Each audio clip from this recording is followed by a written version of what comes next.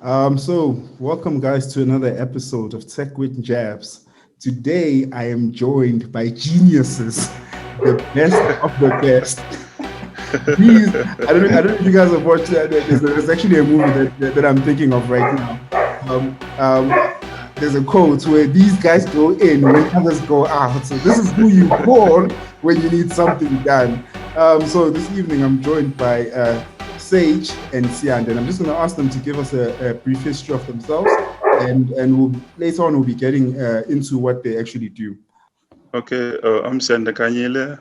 I'm a front-end developer. I studied software development at the Durban University of Technology. I did my first year in 2015, and then I graduated in 2017. And then 2018 was when I found my big break. That's when I landed my first internship with a company in Durban. And then from there, I moved to Johannesburg. I'm currently based in Pretoria, where I'm a full-time software developer, but focusing on front end. Yeah, that's me in a nutshell. Awesome. Thank you very much, Siand. And Yeah. Sage? Yeah. So I don't have that type of background. Um, come from humble beginnings. My name is Sage. Like you heard, I'm a freelance developer. Okay, freelance front end developer as well as the IT web specialist and engineer facilitator at an organization in my community.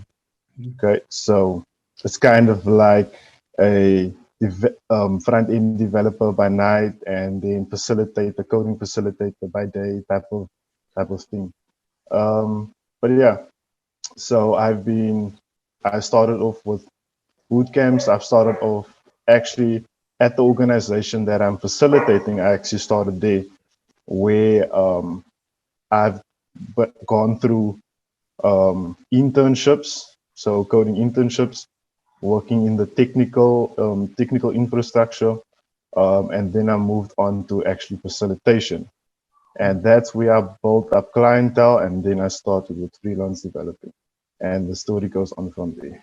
Received some opportunities where I have gone on some training from training with Google, where I've done some code camps and various other things. Yeah. Awesome. That's great. Said you mentioned how you and Sianda are basically from two different backgrounds, but that's what this conversation is about. Yeah. It's to look at the different avenues or the different routes that you guys took to actually get to where you are. And then I think that this will actually make for a better and more enlightened conversation, right? So, you guys mentioned something. You guys mentioned that you are front-end developers. What exactly is that? Because I mean, many of our viewers will be confused. Like front-end developers, what does that mean? Is there a back-end developer if there's a front-end developer? So, if any of you guys can just break it down for us and make it as simple as possible, so that we can wrap our minds around it and understand it fully. Yeah. If I could put it in simple terms, many people refer this to as the client-side development. Basically working with your languages like HTML, CSS, and JavaScript. But I like to say it's basically you're working with what the users see, okay, and interact with. So what they see and what they interact with, basically, I would say that is a front-end developer. Okay? Over the years, it actually has more evolved. So there's a lot of other new things that as a front-end developer, you have your responsibilities has changed. But basically, I would say that it's overall that, yeah. So it deals with Yeah, that's what true. you see. Yes, Yanda. Yeah. Yes, just to add to what Sage is saying, so front-end development is basically converting data into graphical user interface, or what we call interface. Of course, as is mentioned, it's what the user sees. Yes. So a classic example I like to use to always explain to someone what it is. So you mentioned HTML and CSS. Yeah. So HTML, we think of it as like the basic markup. So think of a human, right? So this is how I always put it. So think of a human. So HTML would be your bones, and then CSS would be what you would refer to as makeup, Yes. like what beautifies the person. And then in addition to that, there's something called JavaScript. So JavaScript you would think of as your internal functions or your brain, your heart, like what makes this whole structure functional. So that's what it is. That's how I always put it. Awesome. Yeah. So before we get to the next question, so Sandra, tell me, you've mentioned the structure of HTML, CSS, and JavaScript. So how does this relate to the real world? Where would we use this? Where would we apply all the things that you're talking about? Yeah, so it's everywhere, honestly. So with each and every application that you see, even Google has HTML, it has CSS, even Facebook, Twitter, you know, so everywhere. When you go online, those are the basic markups that you see on any web application. So yeah. Okay. Yeah, and especially web applications have evolved tremendously. I mean, like, look, like in the past, we talk about static pages and all these things, and how more dynamic it has become. And a lot of the companies, look at these big tech companies that has moved over to web applications, because I mean it's more accessible by so many people than rather than downloading a software every time and running into software updates and all those type of things. So I would definitely say it has come a long way. Web applications or websites, whatever you fancy. Awesome. Why did you choose this career? While we're on you, Sage, why a front-end developer? Did you start out wanting to be a front-end developer, or is it just something that happened along the way? I had absolutely no idea what a front-end developer was. I had no idea.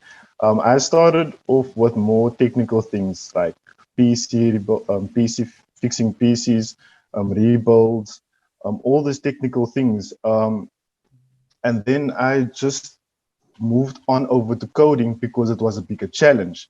And I think I went after the problem solving, the challenges that you face as a front-end developer, or any developer in that case. I went after that, and that became my passion. I have a lot of sleepless nights, early mornings, just trying to solve this bug because I couldn't fall asleep unless I've solved this. And also the other thing is the client is on your case. You have a deadline. You have all these things. So I mean that all comes to play. But I think it's just the excitement that it brings when you do finalize a project, when you push your code, whenever you finalizing your product. It just brings such a smile on your face and such joy that you've actually accomplished just that you yourself has accomplished. And I think that's what coding is all about. Yeah, for me, especially for me. Yeah. Sandra, why did you choose this? For me, so basically I'm a person who's fascinated by sites with what I can see. So when we started the conversation, you mentioned something about the backend developer, which is something that does exist in the field of software development. So backend developers deal with what we don't see, so whatever happens behind the scenes. So it wasn't as fascinating for me, so I decided to go for front-end development because I enjoyed it more. There was something I could visually see on screen, like how I saw things on screen, like the layouts. So that's when I fell in love with front-end development. So it was as early as I think late during my first year. That's when I really knew that this is something I could actually pursue as a full-time career. Yeah. Oh, nice, very interesting. Yeah. And I think what I like is the fact that is how you guys are applying your skills right now. So Sianda, right now, is there a company that you're currently working for right now, right? Yes, that's correct. Okay, so there's a company that you're working for. And Sage, I just want to make sure that I heard you clearly. Right now, are you freelancing? Yeah, I'm freelancing for a company called WebDash, and facilitator at the organization called G-City Campus. Yeah, it's a nice place. You should check it out. Yeah. Okay, awesome. Definitely will do. Yeah. So I guess what makes this conversation, it adds to this conversation in the sense that we get a perspective both from a freelance point of view as well as being in a corporate environment in another corporate organization. So it which leads me to my next question, which is what skills would you guys say are needed to do what you do? There's a couple of, let me not say a couple, but quite a range of skills. Yeah.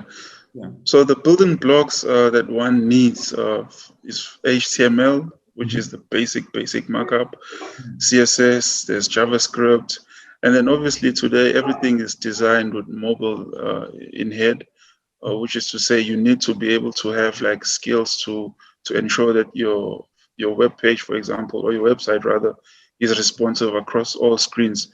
So when your website runs on a laptop, it's responsive. When it runs on a desktop, it's responsive. When it runs on a small phone, it's responsive. So basically you need to have like a responsive web design, to name a few. Maybe the rest, Sage can also jump in as well.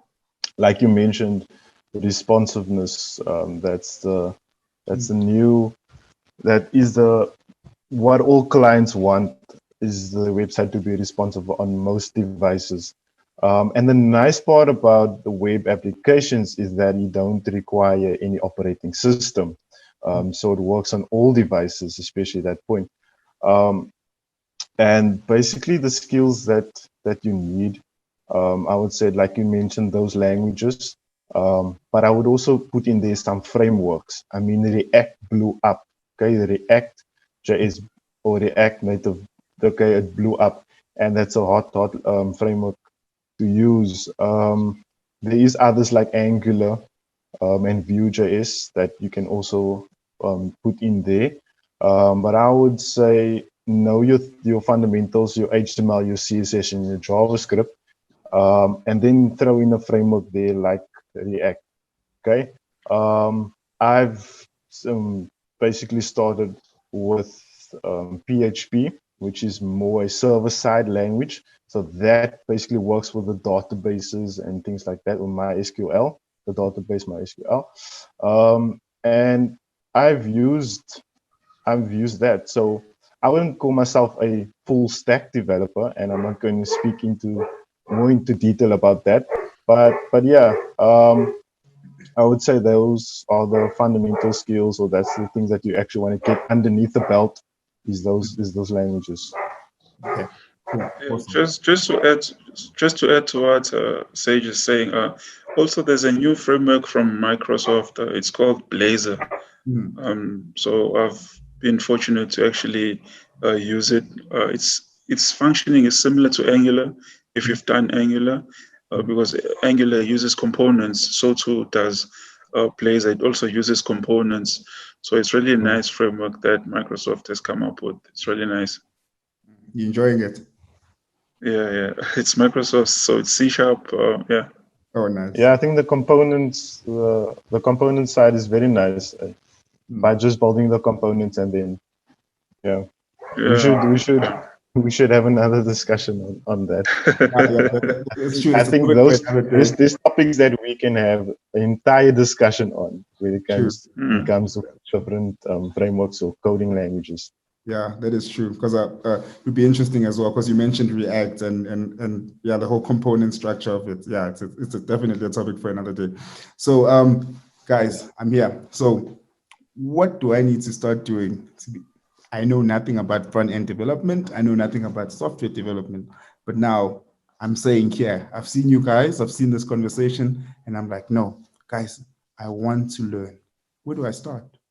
I mean, you guys have mentioned HTML, you've mentioned CSS, you've mentioned JavaScript. And I mentioned earlier on that many people start off with, they're motivated. I'm going to learn this. I'm going to learn this. I'm going to go to this site. But then they fall off half the way because there's no one to help guide them. So where do I start? Where would you start if you are starting all over again?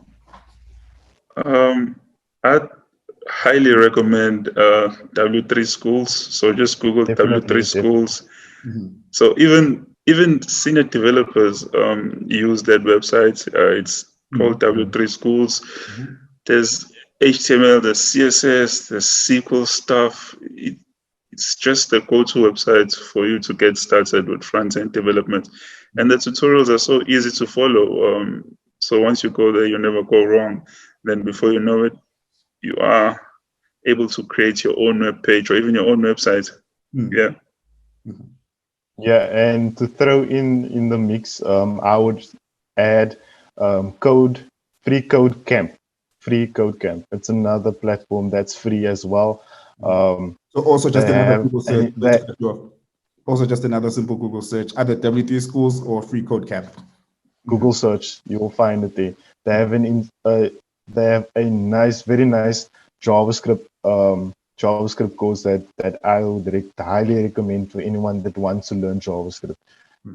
And nice part about that, it's an organization, but they based in America, I believe, but they're very good when it comes to explanations, and especially the practical side as well. I mean, that's real life practical examples that is added into that free code camp.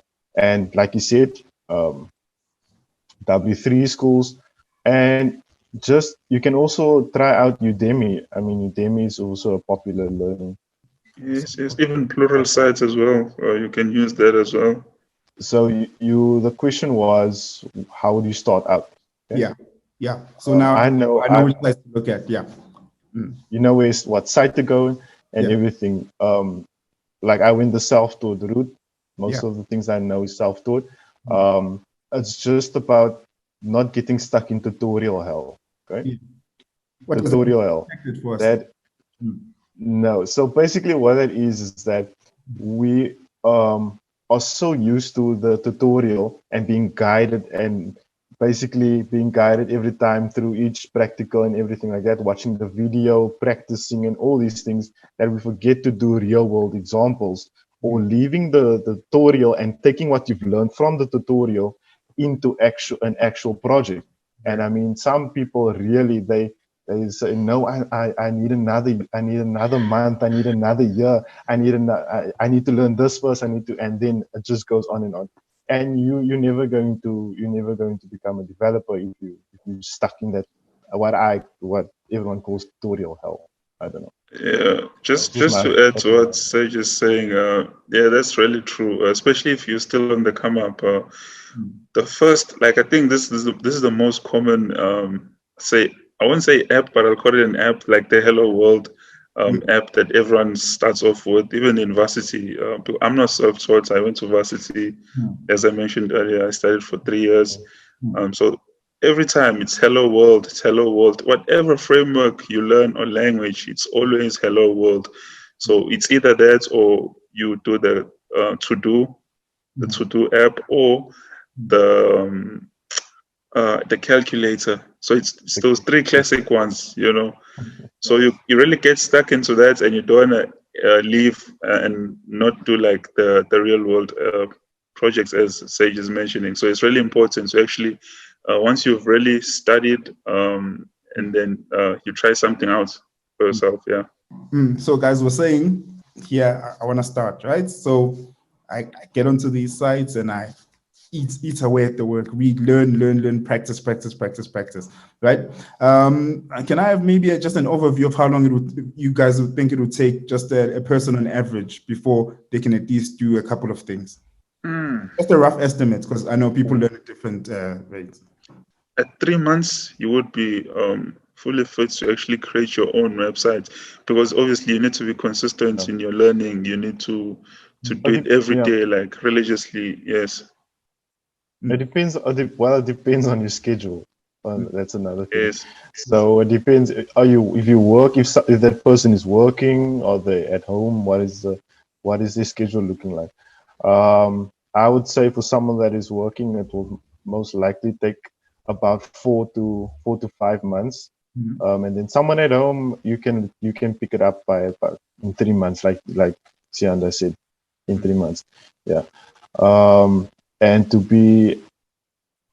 actually have the confidence to actually, now you can actually apply for a job, or if you're going to start your own thing like I did, I would say 6 months to a year. Nice. So as long as you put in the work. Yes. To even get to that level, you need to have actually done a couple of projects, so that you build your confidence, you learn better ways of doing things, so yeah, Yes. that's true. Yeah. I like that, guys. What keeps on sticking out to me is the fact that you guys mentioned the HTML, you mentioned the CSS, the JavaScripts, the frameworks, React, Blazor, whatever. But you guys keep on mentioning one thing, whether you're not getting stuck in tutorial hell, as Sage had mentioned, what you keep on mentioning is the fact that some projects to build your confidence. And I think a lot of the time, that's where most people get stuck. You can do a Google search and start learning the material. But until you start building something, in my view, I've always felt that until you start building something for yourself, no matter how simple it may be, that's the only time you can actually be proud of something that you built from scratch, and you can actually start to even market yourself out there. So I really that I think is one of the biggest points that I'm taking from you guys, is that fact that of doing your projects to build your confidence. And I like how you phrase it as well. I think it's you build your projects to build your confidence, and that's an important word, because the more confident you are, it actually it comes out and it shows. And especially whether you're doing freelance work and you're dealing with clients, clients want to talk to you and they want to feel that you can do what you say you can do. They don't want someone that is wobbly and it seems confused. So if Sage is going to come to them and he sounds like he doesn't know what he's talking about, initially they'll be thinking, this guy doesn't know what he's talking about. So I'm not going to trust that guy with any of my finances or any of my resources. Same thing in the corporate world, with Sandra. No one is going to trust you. or even you won't even get a foot in the door if people think you're incompetent, or if even what you say exudes incompetence. So those are really fair points that I picked up from you guys. So I guess now I've learned the technologies, the routes, because I guess what I love about this conversation is that you guys also took different routes. What led to you guys taking the routes that you took? Because it might be, let me just start by saying this. Just looking at the past, some people take the routes they take mainly because you might be guided by your parents and they say, study this or study this. Some people just make it's just a guess. They're like, let me see what I can do. Let me try this. Some people, it's situational. So it depends on what life throws at you. So what led you guys to the point that you are at? Like, how did you make the decision that this is what you wanted to do? For me, so I never, to be honest, at first I never wanted to be a software developer. I'll put it in those terms, not say front end, but a software developer. I've always wanted to do town planning, because my dad is a town planner. Is a town planner. Yeah. And then I guess life happened. I applied. Yeah. I applied for IT, and I was fortunate to get admission there at DUT. Yes. And then from there, I was like, oh, this is actually cool.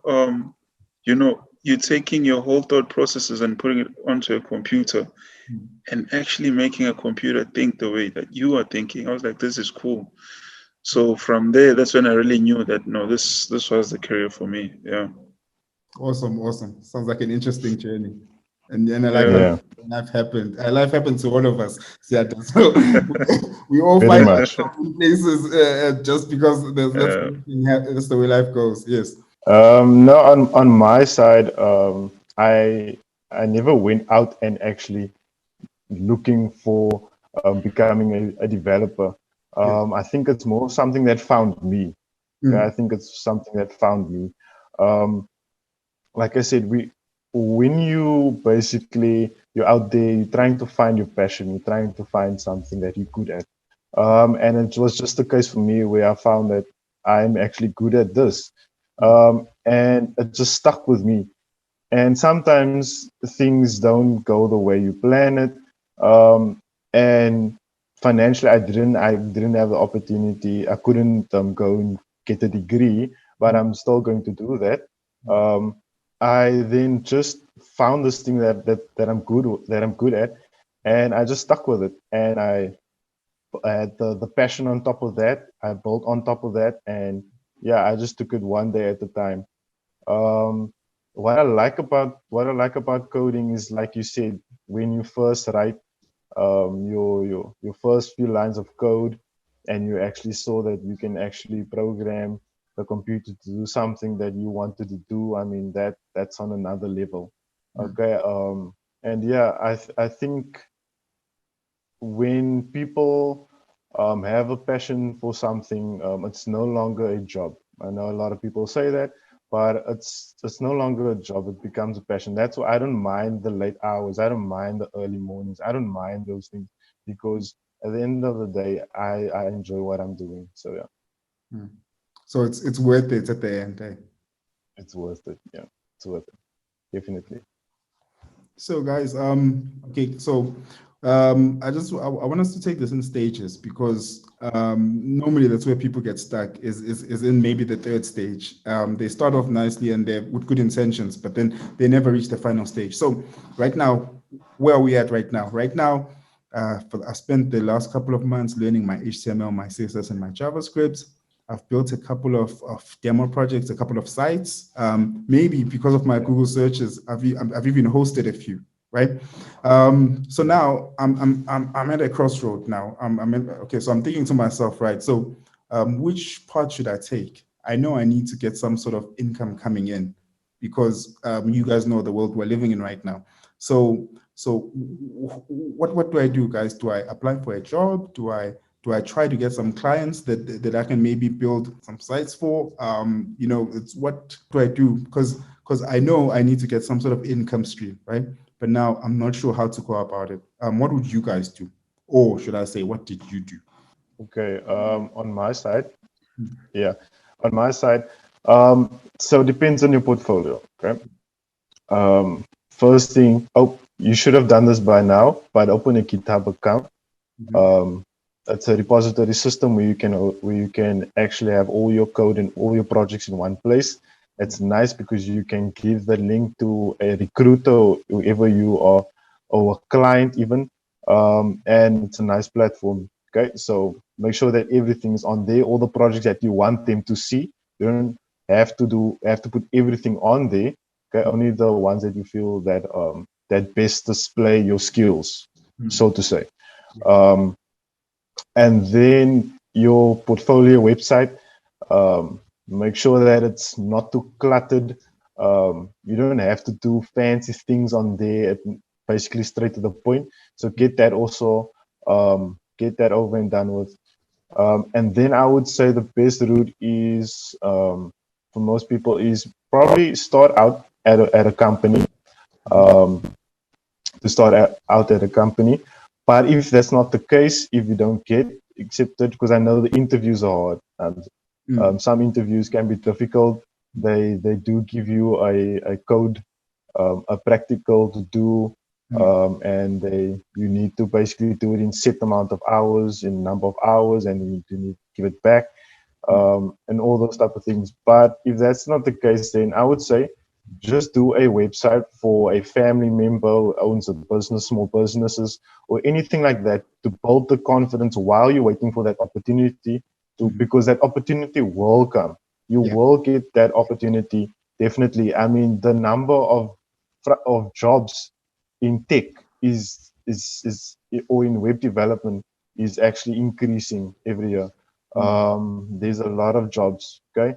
And especially in South Africa, there is a lot of jobs. So I would recommend just keeping the faith and just every time go on websites like LinkedIn, okay? Like LinkedIn, build your profile on there, make more connections and everything like that. So yeah, just build a online presence for yourself as a developer. That's also very important. Yeah. To build online presence, market yourself out there, and all those type of things. Yeah. Awesome. Oh, that makes sense. So you're basically saying, make sure you're visible. Don't assume people know your skill sets or what you can do, because no one knows unless you show them. You basically have to say, yeah, I'm here. If you don't do it, no one's going to do it for you, and no one's going to know you exist. Thanks. Sandra? Yeah. Yes. As Sage has mentioned, portfolio is very important, especially when you're really starting out. It's not about what you can do on paper, it's really what you can really show them, because on paper you might be competent, but practically it might be a different conversation altogether. So a portfolio is really important. But just to bring it to you guys' attention, so when I left varsity, I didn't have a strong portfolio. For that fact, I didn't have a portfolio. So my friends and I would try to build real life projects. It really didn't work out. So there wasn't anything tangible in which we could have given a recruiter or have taken to a certain company to say, this is what I've built. But theoretically, I was strong. I knew my theory, like I really knew it. Use that. So yes, so that was my selling point. That's what landed me my first job. Yeah. So as I mentioned to you earlier, so I got my first internship in 2018. I didn't have a portfolio at all, but I killed the interview with the theory that I had. So when I was in the interview room, whatever questions they had asked me, I had demonstrated that I know what you guys are talking about. It's just that I don't have the practical experience. Though there was a project we did at school and I was doing my third year, which did give me some insights into what it's like to actually build something of your own. But I guess it didn't suffice when I was in the working industry. So my theory really helped me there. So yeah, you got to know your stuff. You really got to know your stuff. And you gotta, so it's just that you just gotta know your stuff. Yeah. No, I just want to add to that. And also, they don't, these recruiters or companies, they don't hire you based on what you can do. They hire you based on your potential. Okay, especially if you're starting out. So if you, for example, in your case, Sandra, they would hire you based on your potential. Like you said, you didn't have the practicals. It wasn't as strong as you imagined. So yeah, so that also sometimes happens where they hire you based on potential, what you can do for the organization or company. So yeah. Awesome. So they basically look past the fact, they look past your experience in certain instances, and then based on that, on that they go for it. But then I guess another point that also sticks out that Sandra mentioned is that of preparation. I can imagine that clearly his preparation theoretically was so sound that I would assume some of the guys that also were going or were going for the same interview might have, maybe it's just like, even if it was by 1%, it could have possibly made a difference. Besides all the other things that organizations expect, culture, etc., what team culture, etc. But I would assume that because he knew, he acted on his strong point. He knew the experience wasn't there, but at least his theory had to be on point and sound. I guess then in many ways, it also, because what we're doing is we want to help sort of equip people and empower them. So I think, I don't know, correct me if I'm wrong, guys. I think then sort of acting on your strong points can be of great value as well when you're going into these situations, rather than going, because I guess the things that I'm picking up from you guys this evening is one of preparation, one of building your confidence by actually building. And what I'm noticing also is regardless of the routes that you guys took or the way that you guys started out, both Sage and Sandra actually agree on all these points because they're quite similar points. So I guess it leaves you with an understanding on whichever route you take, the principles are still the same in many ways. So yeah, so I guess guys, something else to ask. Okay, we've learned all the HTML and CSS and JavaScript. Again, I repeat. But now, you guys know it can get very discouraging. You learn, and then as Sage mentioned, the tutorial hell, as he called it, you reach a point where you feel like your mind is saturated with all this information and you want to use it and you start building, but you keep on getting stuck, possibly, right? Just to humble ourselves, we need you guys. So is there any way that you guys can also guide us along the ways? Can we contact you in any way? If here, I'm saying, here I am, I'm starting, I want to be a front-end developer, and I don't know which route I'll take yet. Maybe I might want to become a freelancer, maybe for more freedom. If there's more freedom in freelancing, that's another topic for another day. But that's a topic for another day, which I'm sure Sage will get an answer. Judging from his laugh, you wonder, oh, is there more freedom, more in the corporate side? We chat with Sandra as well. So I guess we are asking for you guys to really So set up some sort of way that if any of the guys are interested in becoming front-end developers, they can sort of get guidance. It might not be to spam you guys with calls or emails, for instance, but just to get that sort of guidance where they say, here, hey, for the past 5 months, I've been on W3 schools, I've been on Udemy, I've been on Pluralsight, but now I've reached the point where I feel like I can start building something. Can you guys assist us with that? Yeah. And yeah. Yeah. So I guess, so awesome, guys, and putting you on the spot like this, but it's quite important because as I had mentioned earlier on, many people do get stuck along the way, and we just need you for that assistance.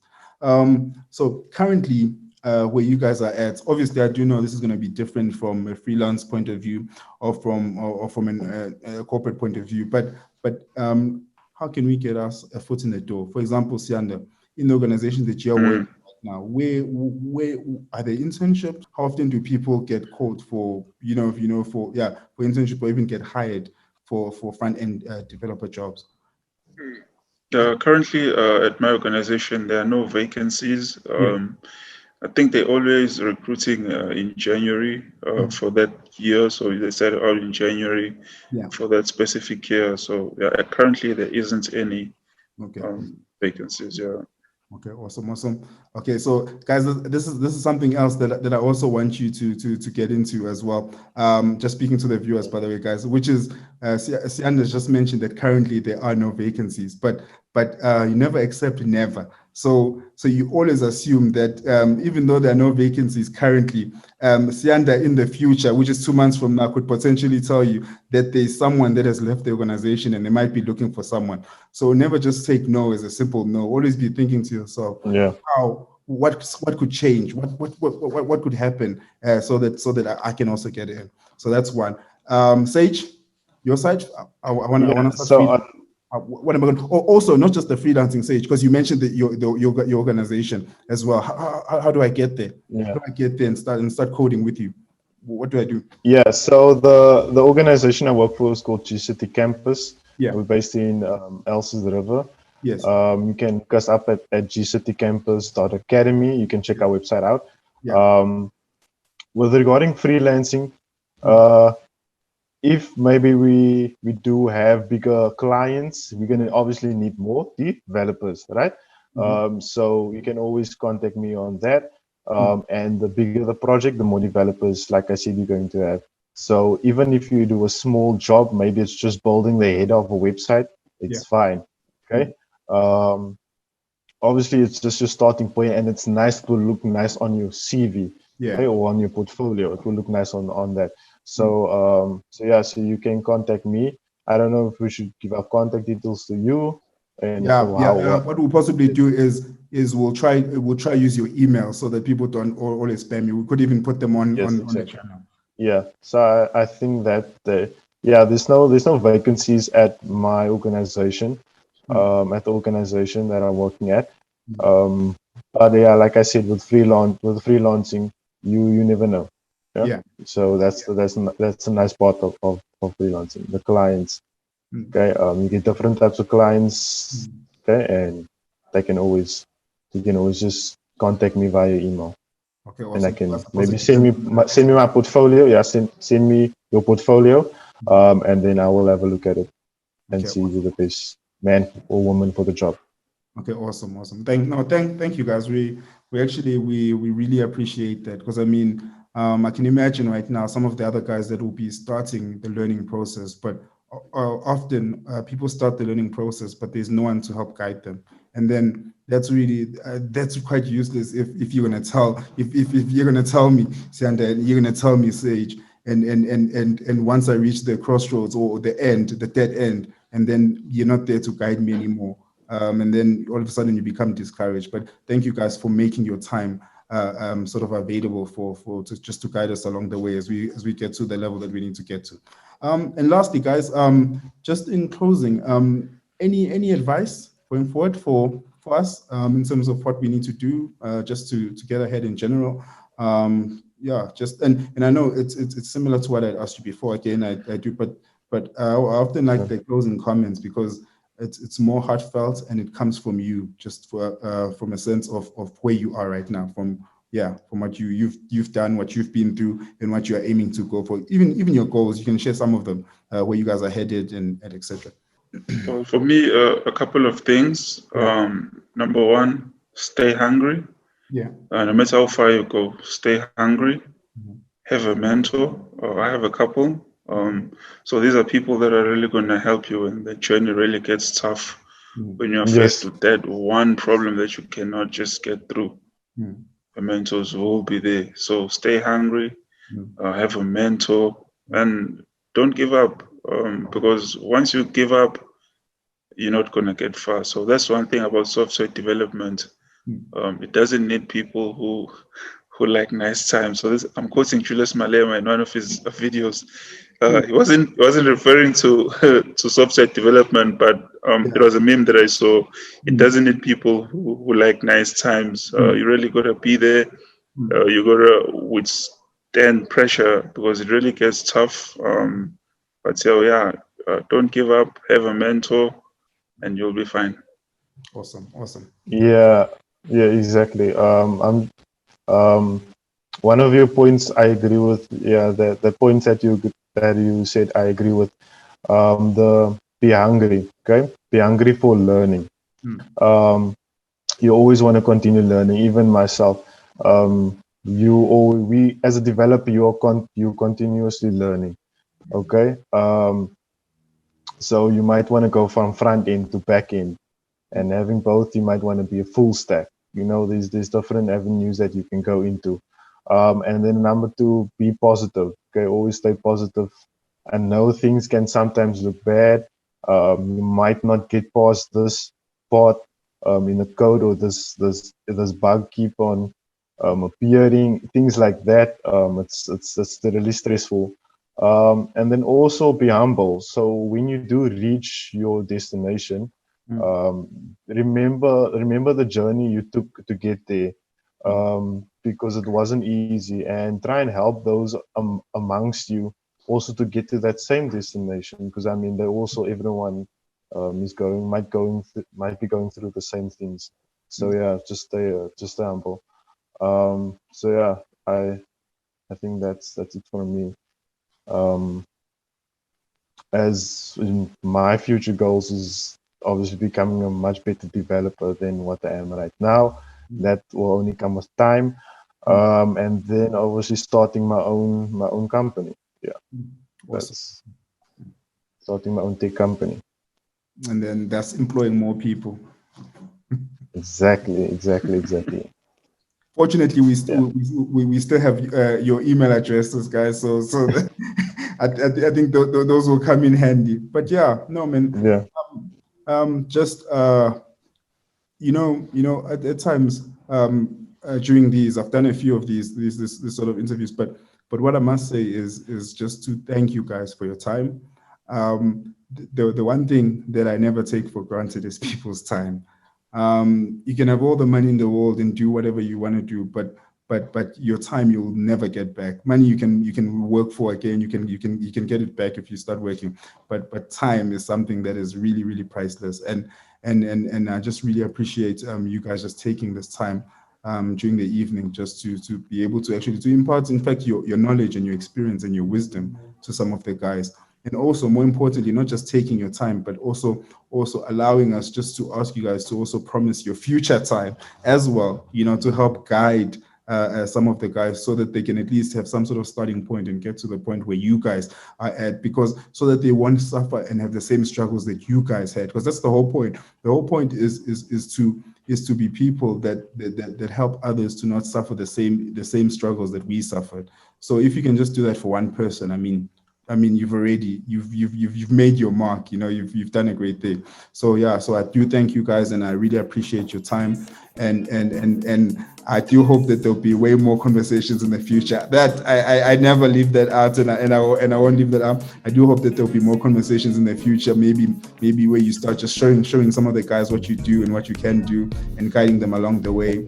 And guys, and thank you guys, and I hope to have more conversations, as I had mentioned earlier on. And yeah, so that was it, guys, for today's episode of Tech with Jabs. And yeah, I hope you gained a lot, and we'll leave some of the Sage and Sandra's details as well after this, so that you guys can maybe, after you've put in the work, guys, not to bother them randomly. They'll only be able to respond to people that have actually put in the work. Those are the guys that they will actually be. So yeah, so guys, cheers, guys, and see you on the next episode.